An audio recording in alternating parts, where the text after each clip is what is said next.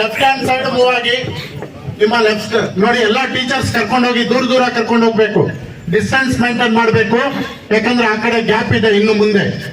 ದಯವಿಟ್ಟು ಎಲ್ಲ ಕರ್ಕೊಂಡೋಗಿ. ಓಕೆ, ಇದಕ್ಕೆ ಈಗಾಗಲೇ ನಾವು ಚಾಲನೆಯನ್ನು ಕೊಟ್ಟಿದ್ದೇವೆ. Thank you very much.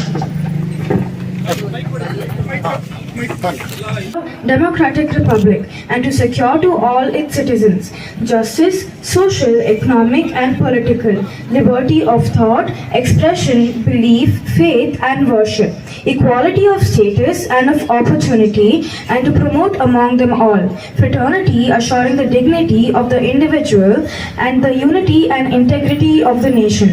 In our Constituent Assembly, this 26th day of November 1949, do hereby adopt, enact and give to ourselves this Constitution.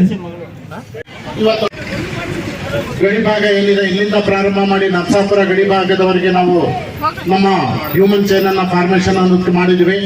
So ಪ್ರಮುಖವಾಗಿ ಎಲ್ಲಾ ವಿದ್ಯಾರ್ಥಿಗಳು ತುಂಬಾ ಒತ್ತಾಗಿ ದೂರ ನಿಂತ್ಕೊಳ್ಬೇಕು. ಮುಂದೆ ಸಾಗಿ, ಇನ್ನು ಹೋಗಿ, ಮುಂದೆ ಹೋಗಿ, ವಿದ್ಯಾರ್ಥಿಗಳು ಮುಂದೆ ಹೋಗಿ, ಟೀಚರ್ಸ್ ಕರ್ಕೊಂಡೋಗಿ, ಮುಂದೆ ಕರ್ಕೊಂಡೋಗಿ ಡಿಸ್ಟೆನ್ಸ್ ಮೇಂಟೈನ್ ಮಾಡಬೇಕು. ಈ ರೀತಿ ನಿಂತ್ಕೊಂಡ್ರೆ ನೀವು ಚೈನ್ ಫಾರ್ಮೇಶನ್ ಮಾಡೋದಕ್ಕೆ ಆಗೋದಿಲ್ಲ.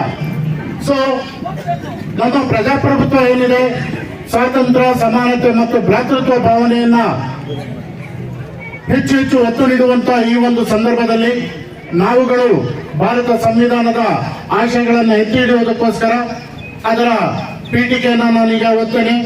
ಭಾರತದ ಸಮಸ್ತ ಪ್ರಜೆಗಳಾದ ನಾವು ಭಾರತವನ್ನು ಒಂದು ಸಾರ್ವಭೌಮ ಸಮಾಜವಾದಿ ಜಾತ್ಯತೀತ ಪ್ರಜಾಸತ್ತಾತ್ಮಕ ಗಣರಾಜ್ಯವನ್ನಾಗಿ ರೂಪಿಸುವುದಕ್ಕಾಗಿ ಭಾರತದ ಎಲ್ಲಾ ಪ್ರಜೆಗಳಿಗೆ ಸಾಮಾಜಿಕ ನ್ಯಾಯ, ಆರ್ಥಿಕ ಮತ್ತು ರಾಜಕೀಯ ನ್ಯಾಯವನ್ನು, ಸ್ವಾತಂತ್ರ್ಯ, ವಿಚಾರ, ಅಭಿವ್ಯಕ್ತ, ನಂಬಿಕೆ, ಧರ್ಮ ಮತ್ತು ಉಪಾಸನೆ ಮತ್ತು ಸಮಾನತೆ ಹಾಗೂ ಅವಕಾಶಗಳಲ್ಲಿ ಸಮಾನತೆಯನ್ನು ದೊರಕುವಂತೆ ಮಾಡಲು ವ್ಯಕ್ತಿ ಗೌರವ, ದೇಶದ ಏಕತೆ ಮತ್ತು ಸಮಗ್ರತೆ, ಎಲ್ಲರಲ್ಲಿ ಭ್ರಾತೃತ್ವ ಭಾವನೆಯನ್ನು ಮೂಡಿಸುವುದಕ್ಕಾಗಿ ದೃಢ ಸಂಕಲ್ಪ ಮಾಡಿ 1949ನೇ ಇಸ್ವಿ ನವೆಂಬರ್ 26ನೇ ದಿನದಂದು ಸಂವಿಧಾನವನ್ನು ನಾವು ನಮಗೆ ನಾವೇ ಅರ್ಪಿಸಿಕೊಂಡಿದ್ದೇವೆ, ಅಂಗೀಕರಿಸಿ ಶಾಸನವಾಗಿ ವಿಧಿಸಿಕೊಂಡಿದ್ದೇವೆ. ಈ ಎಲ್ಲ ಆಶಯಗಳೊಂದಿಗೆ ನಾವು ಭಾರತ ಸಂವಿಧಾನದ ಎಲ್ಲ ಆಶೋತ್ತರಗಳನ್ನ ಎತ್ತಿ ಹಿಡಿತೇವೆ. ಇಂಗ್ಲಿಷ್ ನಲ್ಲಿ ಅಫ್ರಾಕಂ ಸಹ ಹೇಳ್ತಾರೆ.